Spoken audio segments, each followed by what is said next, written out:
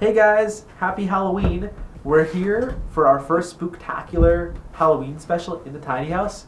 And we're going to give you guys some very cool and spooky stories of the build. A lot of these we've told you guys before, but hey, we need something to make a Halloween episode about, so let's start up with that. As you can see, I got us some very poorly planned out costumes. I didn't pick this out far in advance, so I picked the ones that Amazon could ship fast enough. Yeah. So Kerry is a cute little fox, and I am a fierce shark, as you can see. It even has like a little tail and stuff. Your tail is very short. It has like a little... Oh, it has a fin? It has a little fin and stuff too. But yeah, anyway, let's tell you guys some stories today. Let's have story time. So, Kerry, what is the scariest moment that you had in the tiny house build? The scariest moment was installing our DIY triple pane windows. Oh god, that's so scary. So we made our own triple pane windows by recycling old windows. We basically strip off old windows and take off the glass pane, and then we stack them up with building some wooden sticks in between and use epoxy to glue them together so that they're basically a triple pane glass window. Yeah. Glass box. And then there was a hinge attached to the little stick of wood, right? Yes. So and then it has no frame. It just like very sharp on the edges and very, very heavy because it's triple pane. And we have to install it up high. We picked like the tallest window to test our design on, yeah. That's a really bad idea. Yeah. And so the only way to install it, because the hinge was kind of hidden by the window, is that you had to install the window in an open position. Mm-hmm. So we had to like have the unattached like window pane sitting outside the tiny house, like 13 feet in the air. Mm-hmm. And we had some like clamps underneath it to kind of hold it up. Mm-hmm. And we screwed it in.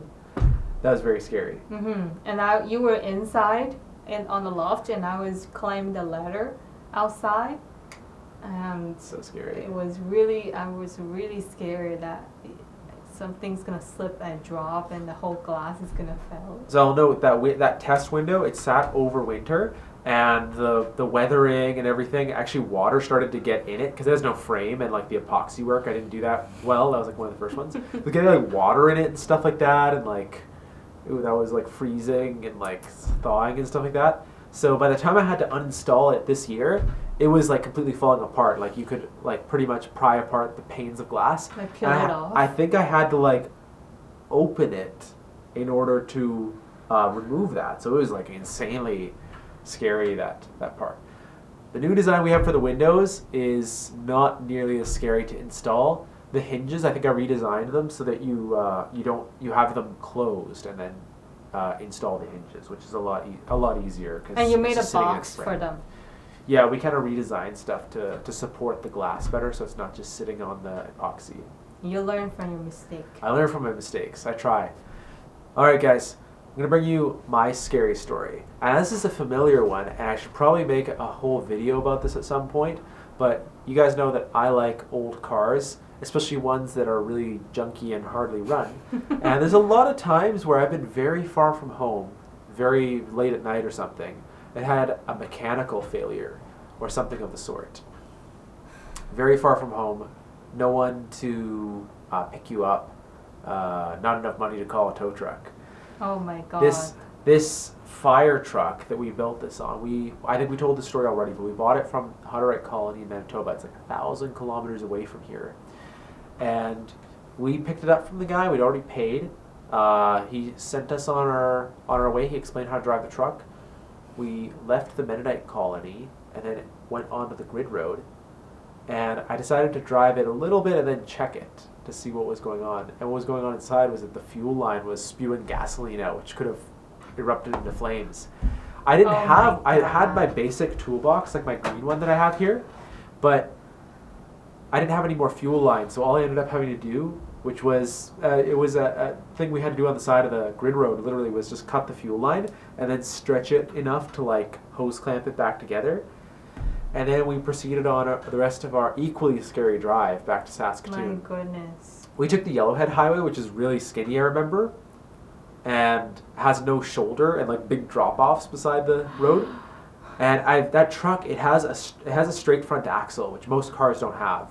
And so as you go over every bump, it moves both front wheels. And so you kind of feel like the truck is like dancing around on this very skinny highway. And that was a pretty scary drive. Was that the scariest drive ever in your life? Actually, no, but we'll save that story for another time. This time that we bought the orange van is the scariest drive of my life. And How can you still be alive? we should make a video about that at some point. Just real quick, not full stories, but any other particularly scary moments from the build that you remember? It was fiberglassing the roof. Very high up in the air. High up. Yeah. Very And stinky. slippery, stinky. Yeah. At least I am not familiar with fiberglass. Yeah. It was itchy, it was stinky, it was It's horrible. slippery, Yeah.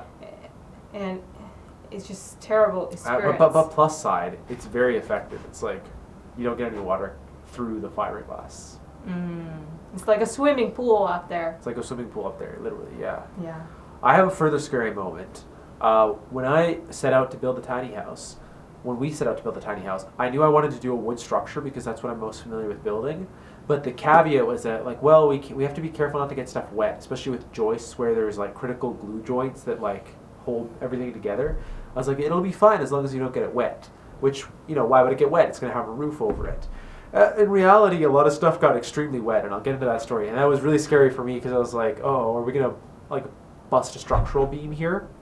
Which we did do once. I'll tell that story as well. But I think the big thing is because we have a slide out. we have a slide out which opens up the inside of the house to the outside. That's what the seal is for. Yeah. But in between, during the build last summer, we had some really torrential rains, and like before we had fiberglass, we got a big rain, and like water was just pouring in right past like one of the structural joists on the roof.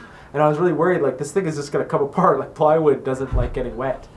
After we got it fiberglassed, then water was finding its way, being probably just driven by rain, in far enough to start leaking inside the house here. And so I had to roll the side out back and add more resin into that gap to like kind of build it up a little bit. And then that stopped that problem. And then we had a new problem with water coming in the side of the seal. And that was probably because the stabilizer jacks out there were tilting the slide up a bit too much. It was scary stuff. We still have ongoing problems with water coming in some of the windows, but that was more an issue of like diverting water away with like more of that little tin stuff that we were using. So it's getting a lot better, but there'll probably be little spots where we're still getting water for a while that we'll have to figure out.